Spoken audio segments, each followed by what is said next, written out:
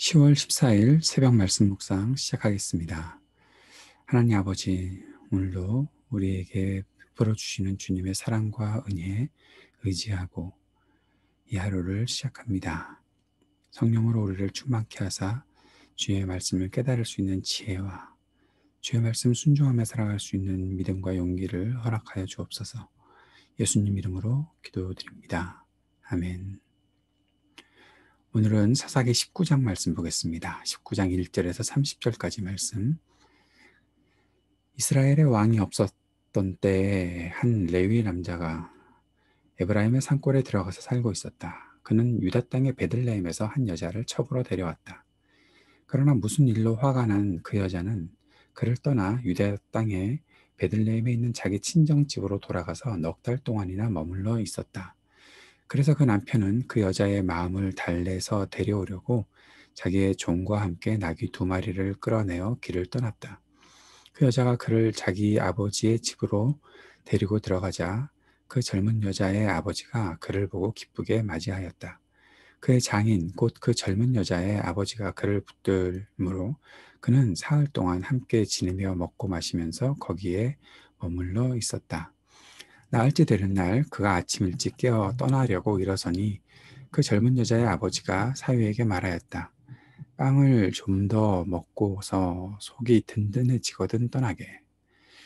그래서 그들 2사람은 또 앉아서 함께 먹고 마셨다. 그 젊은 여자의 아버지가 사위에게 말하였다.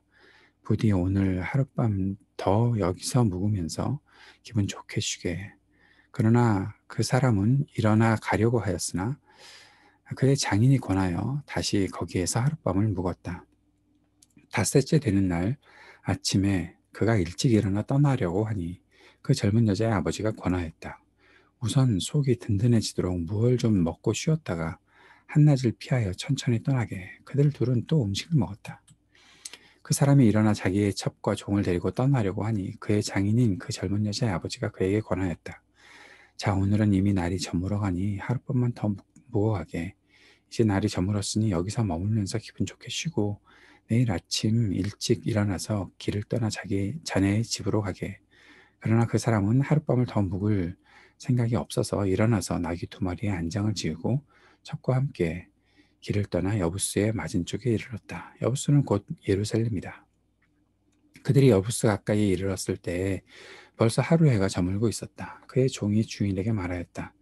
이제 발길을 돌려 여부스 사람의 성읍으로 들어가 거기에서 하룻밤 묵어서 가시지요.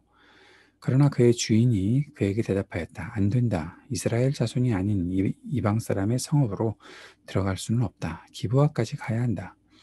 그는 종에게 또 말하였다. 기브아나 라마 2곳 가운데 어느 한 곳에 가서 묵도록 하자. 그래서 그들이 그곳을 지나 계속 나아갈 때 베냐민 지파의 땅인 기브아 가까이에서 해가 지고 말았다. 그들은 기브아에 들어가서 묵으려고 그리로 발길을 돌렸다. 그들이 들어가 성읍 광장에 앉았으나 아무도 그들을 집으로 맞아들여 묵게 하는 사람이 없었다. 마침 그때 해가 저물어 밭에서 일을 마치고 돌아오는 한 노인이 있었다. 그는 본래 에브라임 산간 지방 사람인데 그때 그는 기브아에서 살고 있었다. 기브아의 주민은 베냐민 자손이다. 그 노인이 성읍 광장에 나그네들이 있는 것을 알아보고 그들에게 어디로 가는 길인지 어디서 왔는지를 물었다.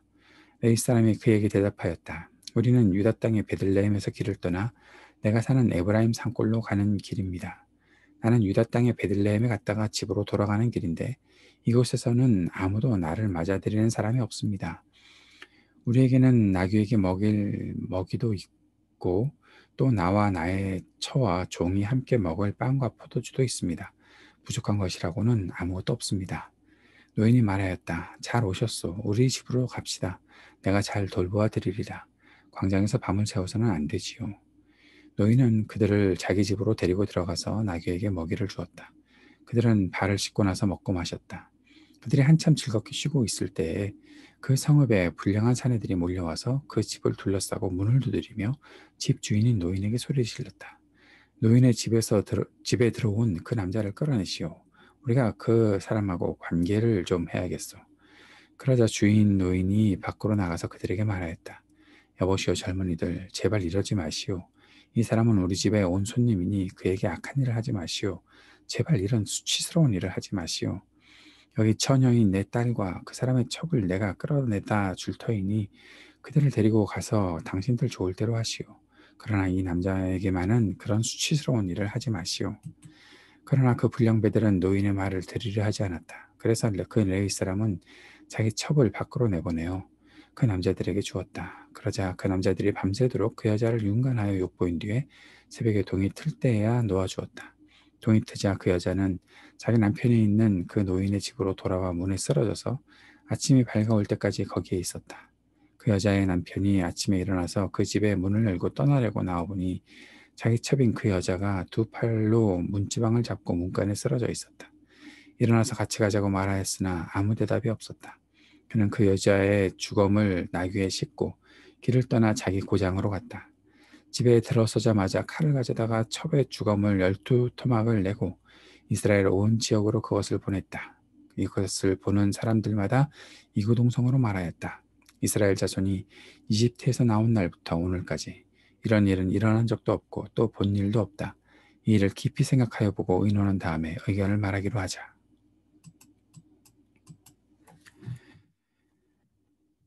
사사기 19장에 또 하나의 사건이 등장합니다.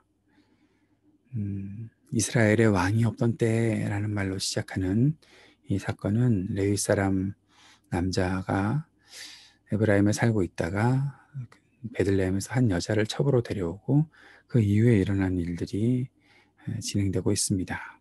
이스라엘의 왕이 없었던 때 이 말로 시작하는 이 이름 모를 사람들의 이야기. 왜 이 사람들의 이름이 하나도 기록되지 않았을까?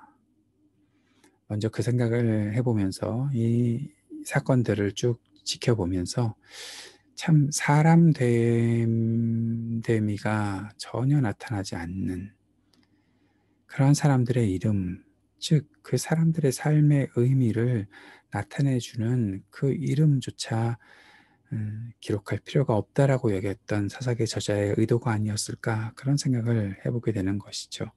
사사기 시대의 암울한 상황을 보여주는 이야기. 하나님 없이 살아도 된다고 하나님을 전혀 기억하지 않는 사람들의 이야기. 지금 이 시대의 우리들의 이야기일지도 모르지요. 손님은 환대가 아닌 학대를 당하고 여인은 인간의 존엄성을 인정받지 못한 채 성폭행과 살인에 방치되는 상황. 그런데 누구도 이런 참담한 시대를 붙잡고 하나님 앞으로 나아가는 사람이 없는 그 모습은 바로 지금 우리들의 모습이 아닐까 싶습니다. 인간성을 상실한 그들의 현실을 보여주고자 이름조차 기록하지 않은 이 사건의 일들을 한번 살펴봅시다. 여자가 2절에 보니까 첩으로 온 여자가 무슨 일로 화가 났다라고 얘기하고 있습니다. 개역 성경에서는 여인이 행음했다라고 얘기하고 있는데 여인은 행음한 것이 아니라 화가 났다라고 번역하는 것이 더 타당하지 않을까 생각해 봅니다. 여인은 분명히 남편의 잘못 때문에 화가 났을 것이고 그래서 친정으로 갔을 것입니다. 그런데 남편은 4개월 동안이나 여인을 찾으려 하지 않지요. 4개월 지난 후에 그녀를 데리러 갔습니다. 그랬을 때 여자는 그 여자를 자기 친정 집으로 데리고 들어가지요. 마음이 남편이 찾아오니까 그래도 좀 뭔가 풀리지 않았을까. 그리고 결혼한 자기 딸이 자기 집에 들어와 있는 것이 참 부담스러웠던 그 장인도 기쁜 마음으로 남자를 받아들입니다.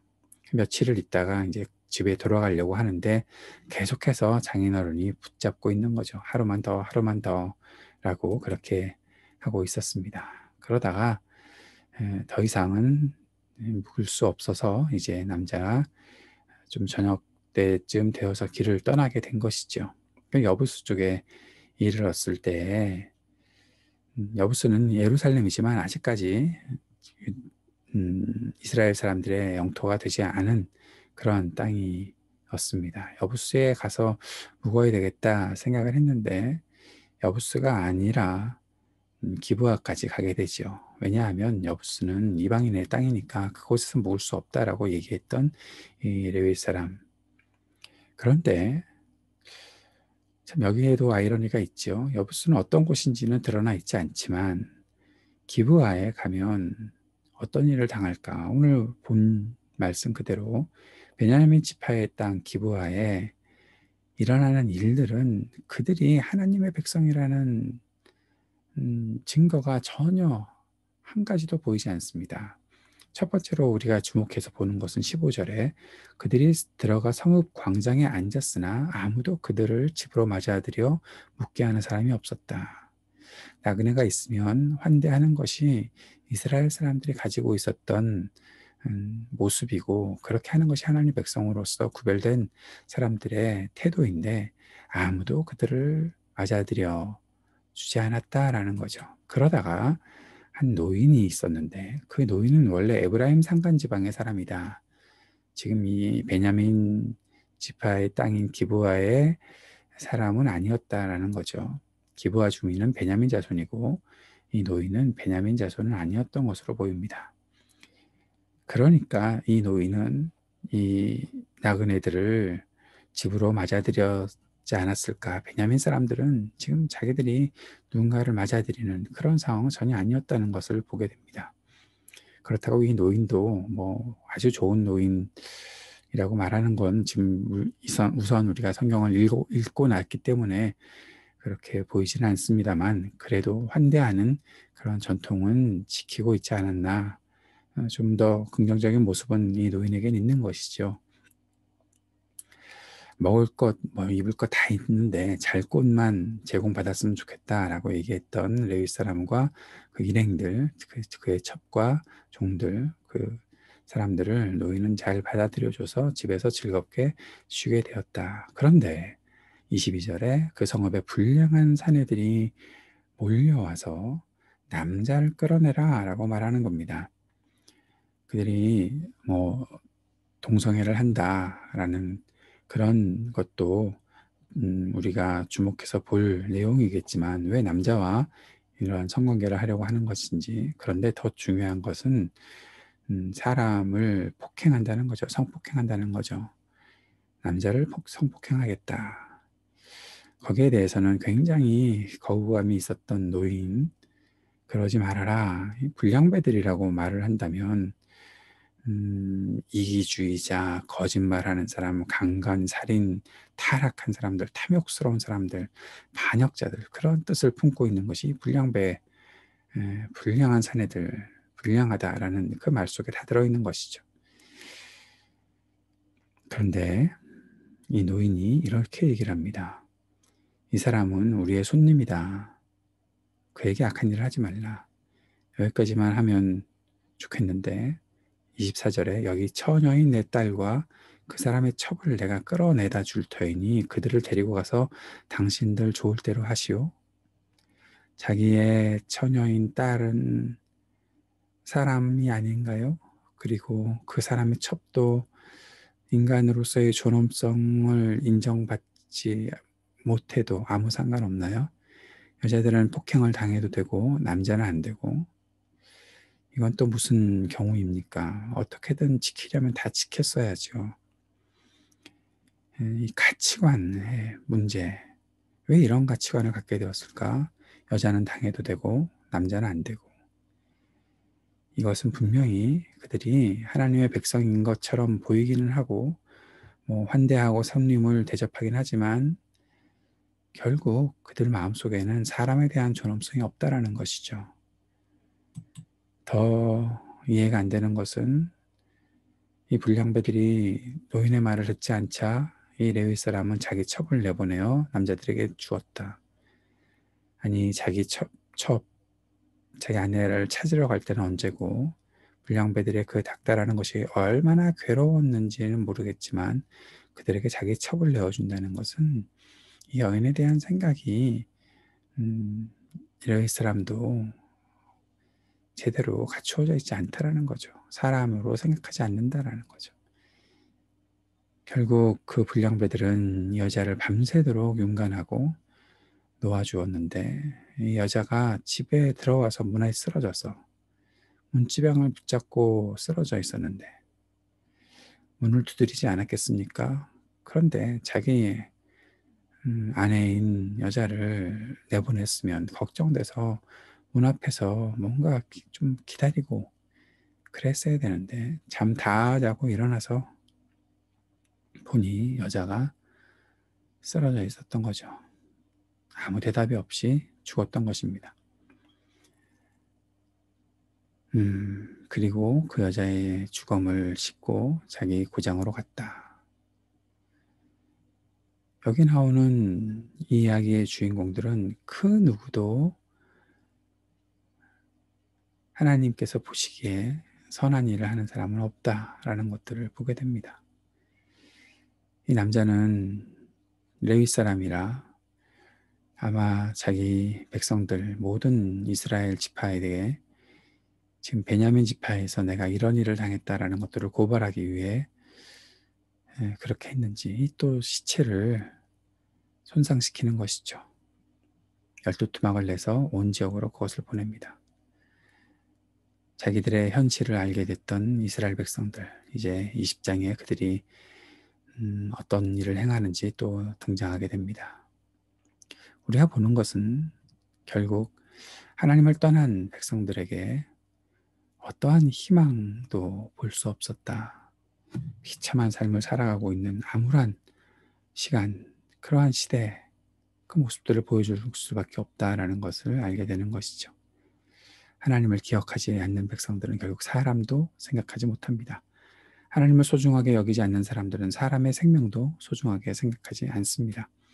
하나님과 관계가 끊어진 사람들은 암흑 속에 살아갈 수밖에 없고 빛이 없으니 보아야 할 것, 생각해야 될 것 생각하고 보지 못하고 결국 자신들의 삶을 이렇게 타락으로 어둠으로 빠뜨리는 것입니다.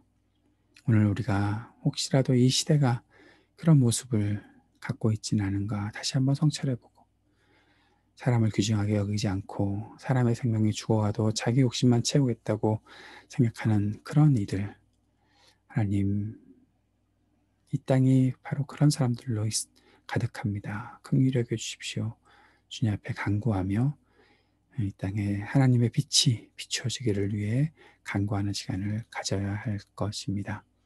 같이 그 마음 품고 함께 기도해 주시기 바랍니다.